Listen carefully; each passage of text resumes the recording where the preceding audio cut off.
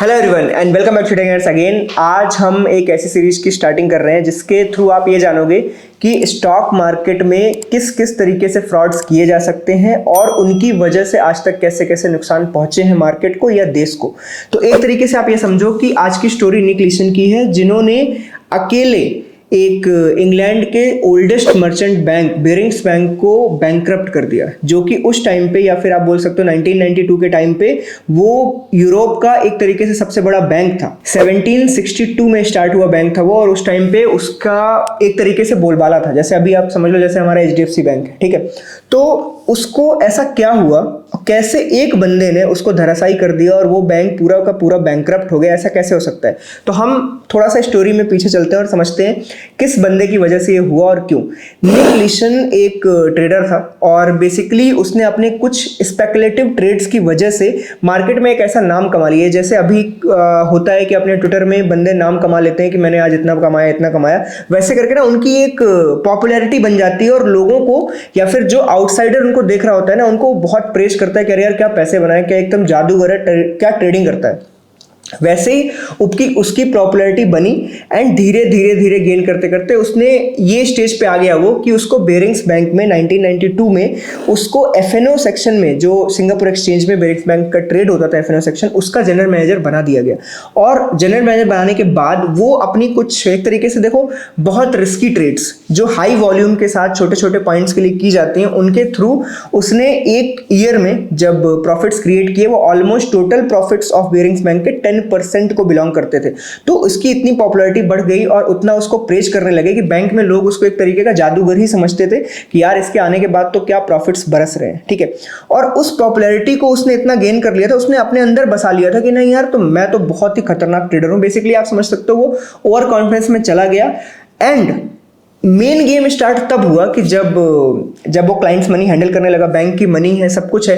तो एक क्लाइंट का बेसिकली सिंपली जैसे कॉल एंड ट्रेड्स चलते हैं, एक क्लाइंट को सिंपली सेल करने थे फ्यूचर्स, और उस सेल की जगह पे गलती से उससे बाई हो गए फ्यूचर्स। और उस छोटी सी गलती की वजह से, क्योंकि देखो कभी भी ये देखो नॉर्मल एरर्स हो सकते हैं, कभी कभी हमसे हो जाता है कि हमने बाई मारना था सेल मार दिया, this is normal error. But उसकी वजह से जब उसको 20,000 पाउंड्स का लॉस हो गया, तो उस लॉस को छुपाने के लिए, ये जस्ट 20,000 पाउंड्स की बात हो रही है, क्लाइंट को उस लॉस को छुपाने के लिए, उसको छुपाना क्यों था, पहली बात तो ये उसको छुपाना इसलिए था क्योंकि उसने एक इमेज बना ली थी यार मेरे से ये गलती हो ही नहीं सकती। तो वो गलती उसने ये नहीं किया कि अपने सीनियर्स के पास जाए और जो 20,000 का लॉस हुआ है उसको एक्सेप्ट करके बोले कि अरे यार ये गलती से हो गया था, वो नहीं बोला उसने, क्योंकि जस्ट उसको अपनी इमेज प्यारी थी। उसको बचाने के लिए, क्योंकि देखो इतना उसने एक तरीके से अपनी इमेज बना ली थी कि बैंक्स ने उसको front office, back office, accounting हर चीज का एक्सेस दे रखा था। तो उसने क्या किया, एक एरर अकाउंट बनाया बैंक के अंदर, ठीक है। एरर अकाउंट बनाया, मिस्टेक अकाउंट की छोटी मोटी गलतियां होती रहती है, उनका ना एक अमाउंट बनाया बेसिकली अकाउंट, जिसका नंबर उसने रखा 888 नंबर का एक एरर अकाउंट क्रिएट किया। उसके अंदर उसने बैंक से 20,000 बोरो करके उसके अंदर डाले और उस एरर अकाउंट से उस क्लाइंट के अकाउंट में जो नेगेटिव 20,000 होने चाहिए थे उसकी जगह पे उसने पॉजिटिव 20,000 दिखाए और क्लाइंट खुश रहा, ठीक है। और सिमिलर रिपोर्ट ही उसने बैक ऑफिस से उसने बैंक को भेजी। अब बैंक को वही मिल रहा है जो रिपोर्ट बना के वो भेज रहा है। एक फ्रेंचाइजी यहाँ, एक फ्रेंचाइजी यहाँ, एक फ्रेंचाइजी यहाँ, एक फ्रेंचाइजी यहाँ है। तो आजकल इतना डिजिटलाइज जमाना हो गया है, उस टाइम पे वो नहीं था। तो जो रिपोर्ट निक लीसन यहाँ से बना के भेजता था बैंक को वही मिलती थी। तो बैंक को उसने जो रिपोर्ट भेजी दैट वाज पॉजिटिव। तो बैंक को लग रहा था अरे यार ये तो अच्छा ही ट्रेडर था ना, ये तो अच्छी रिपोर्ट भेजेगा, उसको डायरेक्टली डाउट कोई नहीं कर सकता कि ये चीज ऐसे हो सकती है। तो ऐसा करते करते उसने एरर अकाउंट बना दिया। अब एरर अकाउंट उसने बना तो दिया, अब उसकी सोच क्या थी कि अभी के लिए मैं ये चीज सेटल कर देता हूँ, कौन सा बैंक को डायरेक्टली पता लगने वाला है, और जो एरर अकाउंट में लॉस है 20,000 पाउंड का, वो मैं अपनी अगली ट्रेड 1-2 दिन में कवर कर दूंगा और एरर अकाउंट को जीरो कर दूंगा और इस चीज को रफा दफा करूंगा। उसकी सिर्फ इतनी ही सोच थी, ये गलती स्टार्ट ही इतने से हुई थी। देन वो ये जो इसने सोचा था ना कि मैं ट्रेड करके कमा लूंगा, वो चीज उससे नहीं हुई। और ऐसे में उसने हड़बड़ी में बहुत ही रिस्की ट्रेड्स, रिवेंज ट्रेड्स और बहुत ही बड़े बड़े ट्रेड्स को लेने लगा, जो कि डेस्परेशन वाले ट्रेड्स थे। और उन ट्रेड्स में धीरे धीरे उसको लॉस बढ़ता चला गया। और वो जो एरर अकाउंट था, वो जो -20,000 से स्टार्ट हुआ था, 1992 अलोन में उसने 2 मिलियन पाउंड्स का लॉस कर लिया था उसमें। एक साल बाद 1993 तक उसने ऑलमोस्ट 20 मिलियन पाउंड्स का लॉस कर लिया था। 1994 आते आते उसने 200 मिलियन पाउंड्स का लॉस कर लिया था। अब सबका सोचना ये होगा कि बैंक क्या कर रही थी तब तक। बेसिकली वो बैंकिंग में जो अकाउंटिंग एरर्स थे ना, उनको छुपाते हुए, वो लॉस ना दिखाते हुए धीरे धीरे अपनी इमेज को बनाए रखा उसने, और जो रिपोर्ट्स वो बैंक को भेजता था वो सब कुछ वैसे के वैसे पॉजिटिव में ही चल रहा था और इसने छुपा लिया। जब 1994 में ये टाइम आया ना, वो बिल्कुल एकदम हताश हो गया और उसको लगा यार नहीं यार, मुझे ये लॉस कवर करना है। तो ये चीज़ हम भी करते हैं। जब ना आप एक बहुत बड़ा लॉस कर लेते हो ना, और उसके बाद जब आपको लगता है यार नहीं यार, मुझे ये लॉस अब अगली ट्रेड में ही कवर करना है, और यही गलतियां वो करता जा रहा था, तो उसने एक ऐसी गलती करी, उसने एक बहुत बड़ी पोजीशन बनाई जापान के इंडेक्स के ऊपर और सिंगापुर के इंडेक्स के ऊपर। इन दोनों इंडेक्स के ऊपर उसने शॉर्ट स्ट्रेडल बनाया। अब देखो, शॉर्ट स्ट्रेडल मुझे समझाने की नीड नहीं है। बेसिकली उसने कॉल और पुट बेचे एट द मनी के। हम शॉर्ट स्ट्रेडल्स कब बनाते हैं? शॉर्ट स्ट्रेडल बेसिकली हम तब बनाते हैं जब हमें यह उम्मीद होती है कि मार्केट में कोई बड़ा मूव नहीं आने वाला और कॉल और पुट दोनों जीरो हो जाएंगे, या फिर धीरे धीरे टाइम डिके के साथ साथ मुझे प्रॉफिट देते रहेंगे। और उसकी पोजीशन इतनी बड़ी थी कि वो ये कवर करना चाहता था कि मुझे 200 मिलियन पाउंड्स का प्रॉफिट हो जाए, और उसके लिए वो ट्रेड डाली उसने। और एक तरीके से समझ लो, मतलब उसकी किस्मत इतनी खराब कि जापान में उसी टाइम पे अर्थक्वेक आ गया, और उस अर्थक्वेक की वजह से ऑलमोस्ट जापान में कई मतलब थाउजेंड्स लोगों की डेथ हो गई, बहुत सारे लोगों को मतलब इंजरीज हुई, पूरा तहस महस हो गया। और उसकी वजह से क्या हुआ, जितनी भी पूरी एशियन मार्केट थी वो सारी की सारी धराशायी हो गई। और आप समझ सकते हो, अगर स्ट्रेडल आपने बेच रखा है और मार्केट में क्रैश आ जाए तो क्या होगा।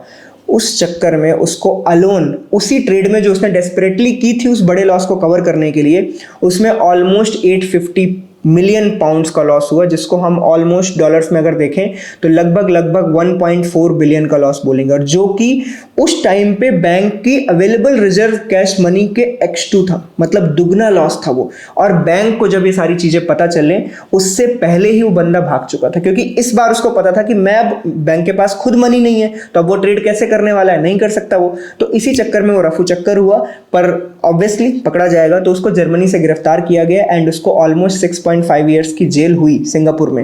एंड बैंक जो बेरिंग्स बैंक था उसके पास तो क्या ही बचा, तो वो बैंकरप्ट हो गया और बेसिकली वो सोल्ड आउट किया गया दूसरे को। एंड उस पीरियड में जब वो 6 साल की जेल में था, उस पीरियड में उसको बीच में कैंसर हो गया, and with in that period वो 6 साल सजा ना काटते हुए 4 साल में सजा काट के बाहर आ गया। अब ऑब्वियसली वो कैंसर से मरा नहीं, कैंसर से ना मरा, और उसके बाद उसने क्या किया, अपनी एक बुक लिखी कि मैंने क्या तबाही मचाई थी, मैंने क्या उखाड़ा। उस बुक के ऊपर, जिसको हम रोग ट्रेडर की बुक थी, उसके ऊपर एक मूवी भी बनी, और वो मूवी आज भी लोग देखते हैं। और ऑब्वियसली वो एक अच्छी मूवी थी, डॉक्यूमेंट्री आप समझ सकते हो। बट उसकी सीख क्या है? उसकी सीख ये थी कि सोचो, एक इतना बड़ा बैंक जो कितने 200 सालों से मार्केट में था, 200 सालों से वो बैंकिंग सिस्टम में था, इतने सारे क्लाइंट्स को संभाल रहा था, उसको एक ट्रेडर ने अपनी सिर्फ इमेज और एरर, छोटे सी गलती, 20,000 पाउंड की गलती को बचाने के लिए, क्योंकि उसको अपनी इमेज प्यारी थी उस टाइम पे बैंक के सामने, उसको बचाने के लिए सिर्फ प्रिटेंड किया कि वो प्रॉफिट्स कमा रहा है, और पूरा का पूरा बैंक धराशायी हो गया। तो सिमिलरली इसमें हमें सिर्फ ये सीख मिलती है कि अगर आप जो भी गलतियां कर रहे हो, जैसे भी गलतियां कर रहे हो, अगर लॉस को एक्सेप्ट नहीं करोगे और उसको अपनी इमेज के साथ जोड़ लोगे, जैसे कि बहुत जगह ऐसा होता है, कई लोग आपको सिर्फ प्रॉफिट दिखाते रहते हैं, एक्चुअली में ऐसा नहीं हो सकता है, पॉसिबल नहीं है ये चीज़। तो आपको अपने लॉसेस को एक्सेप्ट करना है, और लॉसेस को एक्सेप्ट करने के बाद डेली सिर्फ प्रोसेस को अपनाना है।